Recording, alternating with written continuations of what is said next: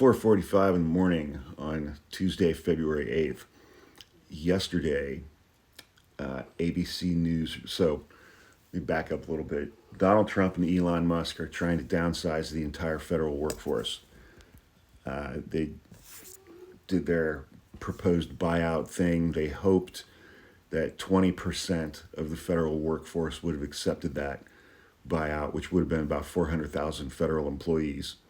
There are roughly 2 million federal employees, not counting the military. And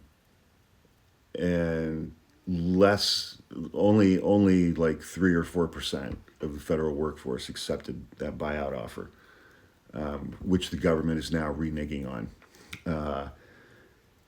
And yesterday, and there are laws and regulations about when you're permitted to fire federal employees.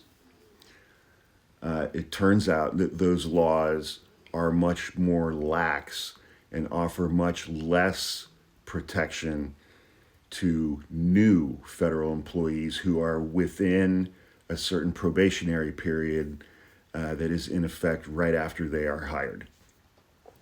It's like a first 3 months or 6 months or something like that. There are roughly 200,000 federal employees across all departments and agencies who are within that probationary period, with completely zero understanding of who those federal employees are, what departments they work for, what they have been hired to do, and what specialties or skill sets these probationary employees are bringing to these positions and to these departments.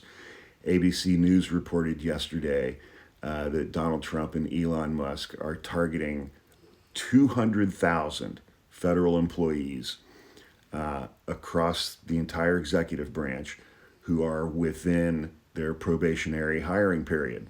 And they're going to fire all of them. And which is an absolutely stunning thing for many, many reasons. One, the sheer level of incompetence of just firing people without having any understanding of who they are, what they do, why they were hired, what skill sets they have, what damage it might cause, is absolutely stunning.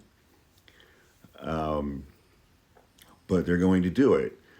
And they've already gotten rid of somewhere around 40 or 50,000 people. And I've been struggling over the last few days to try to remember an incoming president of the United States who, on purpose, has put 250,000 Americans out of work,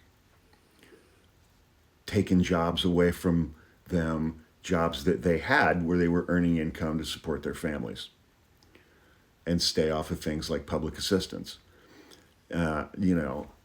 Presidents typically pay attention to unemployment rates and try to keep those unemployment rates down.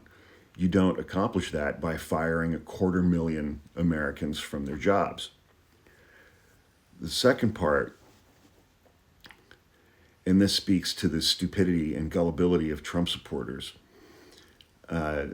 they've been so brainwashed that, it's like they're viewing, regardless of who these people are and regardless of who these people voted for in the 2024 election, the mouth-breathing MAGA chuds have been programmed to believe that every single federal employee, regardless of where they work, is individually some combination of like George Soros and Jeffrey Epstein, who only joined the federal workforce so that they could force people's kids to change genders and steal money.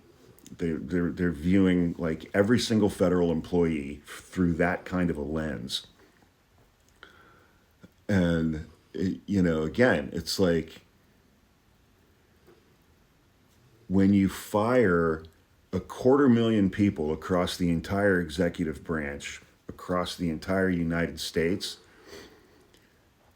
these fart-huffing Trump taint sniffers, sooner or later, are going to have a friend or a relative or a family member or a spouse or a sibling who is a federal worker who voted for Donald Trump who just got fired.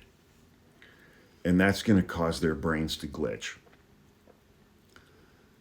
Because just like federal workers who voted for Donald Trump who are now getting fired, their brains are glitching. They don't understand why they're getting fired. They're one of the good ones. They voted for Trump. Having paid zero attention to the last decade and not understanding that loyalty is a one-way street with Donald Trump. You are loyal to him and he is loyal to no one. He doesn't give a shit at all.